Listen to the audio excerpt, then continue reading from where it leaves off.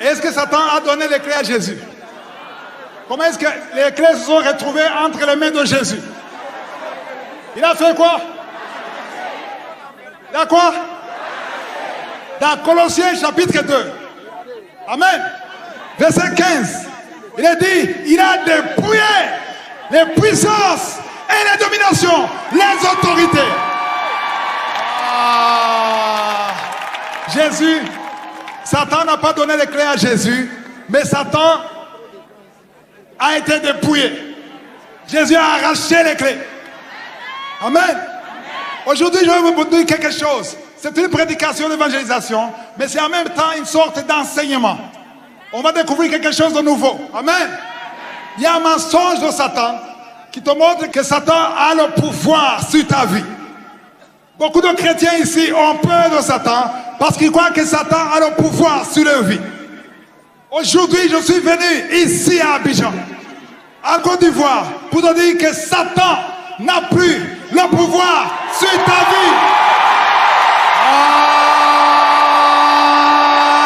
Il n'a plus le pouvoir sur ta vie. Il avait le pouvoir sur ta vie, mais il n'a plus le pouvoir sur ta vie. Parce que Jésus a dit, j'étais mort. C'est le passé, j'étais mort. Mais aujourd'hui, je suis vivant. Pour des siècles et des siècles. Il est vivant, il est présent, il est ici. Il est mort pour toi. Il a donné sa vie pour toi. Il veut te délivrer, il veut te sauver. Alléluia. Si tu as peur de la mort, tu es toujours sous la peur de la mort. Ça veut dire que tu es sous, tu crois que Satan a encore le pouvoir. Amen. Je vais vous montrer comment, en passage, on ne va pas tout lire dans la Bible, dans Samuel. 1 Samuel chapitre 28. Je vais vous montrer qu'avant que Jésus soit mort et ressuscité, avant la résurrection de Jésus, Satan avait le pouvoir sur les morts. Amen. Si quelqu'un est mort, les sorciers, il y a des féticheurs qui évoquent les morts, ils pouvaient appeler quelqu'un qui est mort et le ramener et parler avec lui. C'était possible à l'époque. Avant que Jésus soit ressuscité, avant que Jésus arrache les clés, c'était possible. Je vais vous le prouver dans la Bible. 1 Samuel chapitre 28. Il y a le roi Saül. Après, vous connaissez Samuel, Samuel était mort.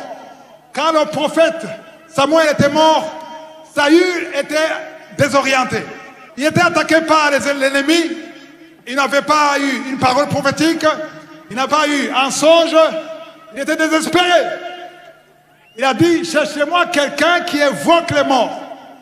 On l'a montré une femme qui évoque les morts. Saül est parti chercher cette femme. Il a dit, je veux que tu appelles quelqu'un. Alléluia. Il a donné le nom de la personne. La femme a appelé Samuel.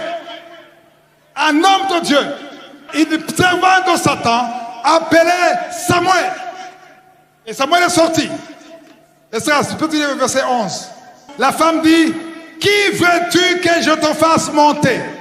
Elle demandait à qui? À Saül, alors au roi Saül. Et il répondit, fais-moi monter Samuel. Verset 12. La femme vit Samuel et poussa un grand cri et Samuel est venu. La femme dit à Saül, je vois un Dieu qui monte de la terre. Et lui dit, quelle figure a-t-il?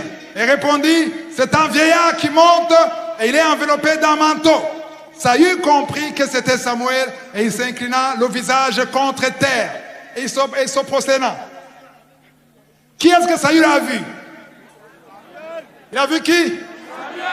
Je vais être sûr que vous me suivez. Faites ça. Il a vu qui? Samuel. Samuel était mort. D'accord? Il était mort, mais Satan avait encore les clés de la mort et du séjour des morts. Amen. Mais quand Jésus est mort et ressuscité, il a dit, je tiens les clés. Oh, vous n'applaudissez même pas. Il tient les clés de la mort et du séjour de mort. Amen. Quand tu as les clés, personne ne peut entrer sans ton autorisation. porte ici, j'ai les clés. Tu ne peux pas entrer, tu ne peux pas sortir sans mon autorisation. Qui a les clés de la mort aujourd'hui? Aïe, aïe, aïe, il ne faut plus craindre Satan. Si tu entends des voix, quelqu'un, la maman qui est morte, elle vient te parler, ce n'est pas elle, c'est un démon. Si ton mari est mort, il vient parler avec toi. Ne crois pas que c'est lui, ce n'est pas lui. Amen. Parce que Satan n'a plus le pouvoir de ramener les morts. Verset 15. Samuel dit à Saul, Amen. pourquoi m'as-tu troublé en me faisant monter? Saul répondit, je suis dans une grande détresse. Les Philistins me font la guerre et Dieu s'est retiré de moi. Il ne m'a répondu ni par les prophètes ni par les songes. Et je t'ai appelé pour que tu me fasses connaître ce que je dois faire. Amen. Samuel dit, pourquoi donc me consultes-tu? Puisque l'Éternel s'est retiré de toi et qu'il est devenu ton ennemi. L'Éternel te traite comme je te l'avais annoncé de sa part. L'Éternel a déchiré la royauté d'entre tes mains et l'a donnée à un autre. Alléluia. Alléluia. Aujourd'hui, il faut que tu saches que le diable n'a pas le pouvoir sur ta vie. Il n'a pas le pouvoir sur ta vie. Alléluia. Satan n'a plus les clés. Dis à ton voisin, il n'a plus les clés. Il a perdu les clés. Les clés sont dans la main puissante de Yeshua. Alléluia. On va voir ce qui s'est passé. J'aime beaucoup ce qui s'est passé sur la croix. Matthieu 27, chapitre 27, verset 51. Quand Jésus était sur la croix, je vois souvent les mamans qui pleurent quand ils voient le film de Jésus. Alléluia. Oui, ça fait mal. Si tu pleures parce que tu reconnais ce qu'il a fait pour toi, oui. Mais ne pleure pas parce que tu as pitié de Jésus. Quand les mamans pleuraient, il avait la croix, il a dit, ne pleurez pas pour moi. C'est Jésus qui l'a dit. Pleurez pour vos enfants.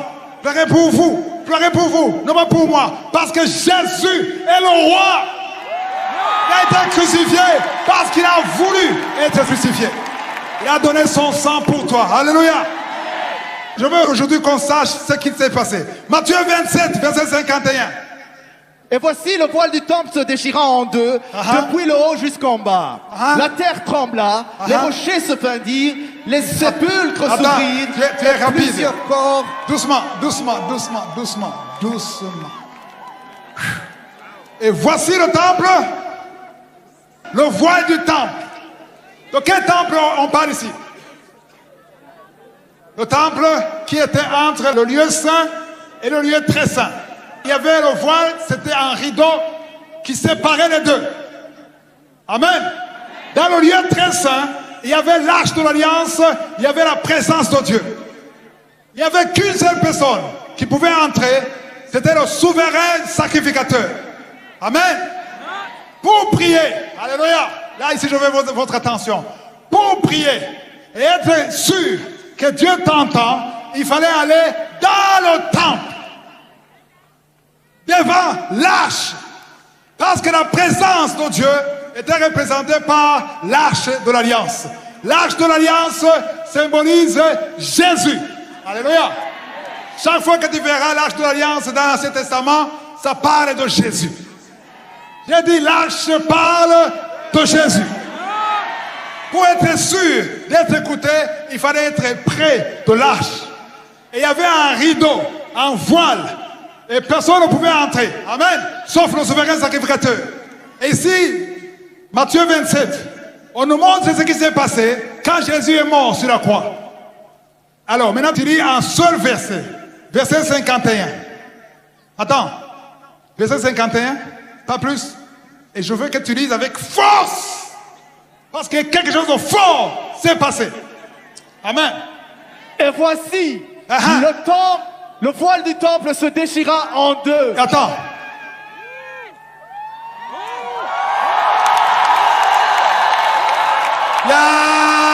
Vous ne comprenez pas. Le voile s'est déchiré.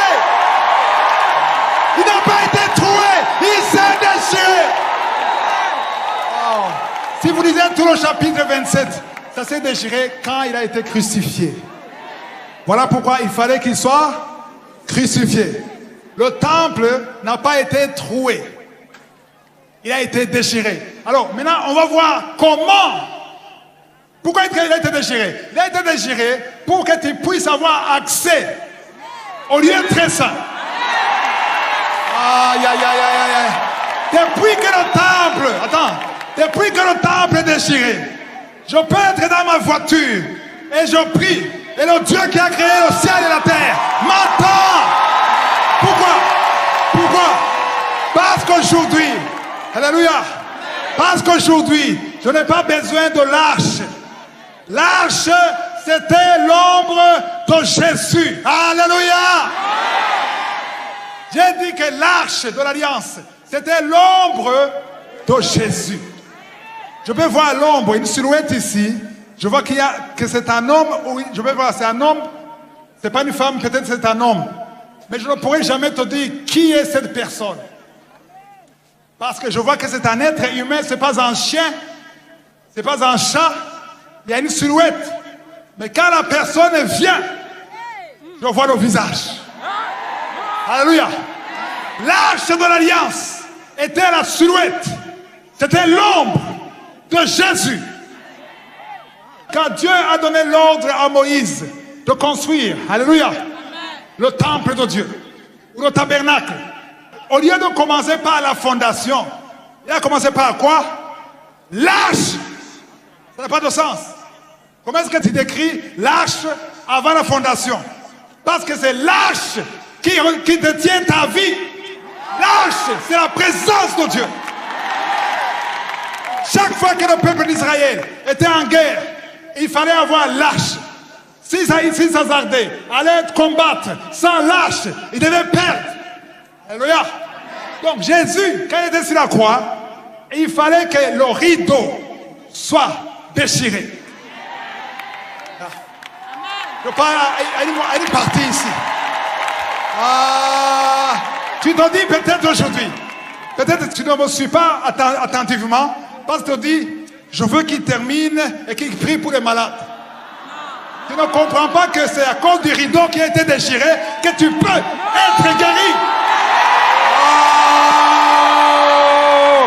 Si le rideau n'était pas déchiré, je ne pourrais pas prier pour toi. Tu ne serais pas guéri aujourd'hui. Parce que la parole de Dieu dit, par ses meurtrissures, alléluia, par ses meurtrissures, par ses fouets, nous sommes guéris. La même parole dit, il a été blessé.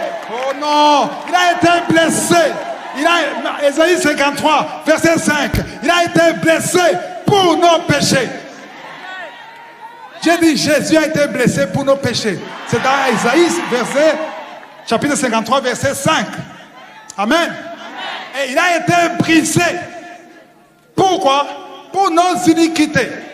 Peu importe ce que ton grand-père a fait, ton arrière-grand-père a fait, peu importe les sacrifices qu'il a donnés, puisque Jésus a été brisé, parce qu'il a été blessé, par ses maîtrissures, par ses fouets, tu es guéri, tu es libéré, tu es délivré. Et le même verset dit que, waouh, j'aime la parole de Dieu. Le châtiment qui nous donne la paix. Qu'est-ce que ça veut dire le châtiment qui te donne la paix? Pour que tu puisses avoir la paix, à cause des péchés, à cause des iniquités, tu dois être puni. Amen. Il y a un châtiment sur toi à cause des péchés et des péchés de ton papa, des péchés de ton grand-père, des péchés